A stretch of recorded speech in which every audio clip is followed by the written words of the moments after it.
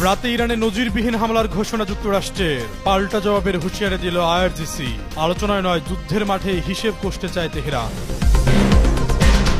Hormuz প্রণালী বন্ধ থাকায় বিশ্ববাজারে তেলের দামে অস্থিরতা। ট্রাম্পের হুঁশিয়ারিকে বৃদ্ধাঙ্গুলে দেখিয়েই কঠোর অবস্থানে তেহরান। জ্বালানি সংকটে বেকায়দায় বিশ্ব নেতারা।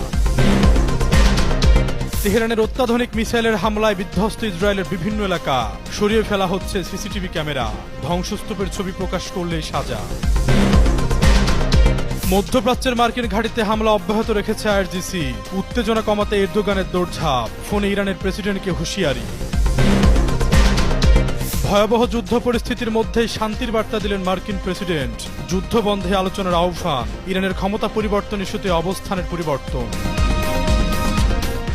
ইরান ও তার সহযোগীদের সাথে ইসরায়েল যুক্তরাষ্ট্রের সংঘাত পার করছে 10ম দিন। পাল্টাপাল্টি হামলার তীব্রতায় কেঁপে উঠেছে পুরো অঞ্চল। বিশেষ করে তেহরানের ছোড়া বৃষ্টির মতো ক্ষেপণাস্ত্র ও ড্রোনে লণ্ডভণ্ড হচ্ছে তেল আবিব সহ বিভিন্ন এলাকা। তবে এই ধ্বংসযজ্ঞের প্রকৃত চিত্র বিশ্বের সামনে আসছে না, কারণ ভয়ঙ্কর মিডিয়া ব্ল্যাকআউট।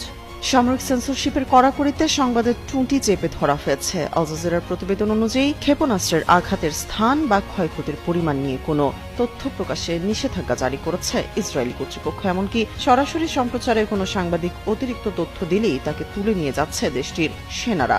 ধ্বংসস্তূপের ছবি বা ভিডিও প্রকাশ করা এখন সেখানে বড় অপরাধ হিসেবে গণ্য করা হচ্ছে।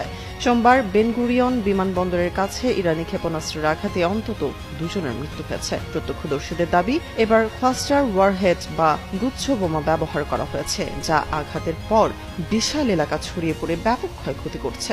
অবিস্ফোরিত গোলার ভয়ে উদ্ধার কাজ ব্যাহত হলেও কঠোর গোপনীয়তার চাদরে ঢাকা পড়ছে প্রকৃত লাশের সারি ও ক্ষয়ক্ষতির খতিয়ান। সচেতন মহলের ধারণা, ভয়াবহ পরাজয় ঢাকতেই তথ্যের এই লুকোচুরি।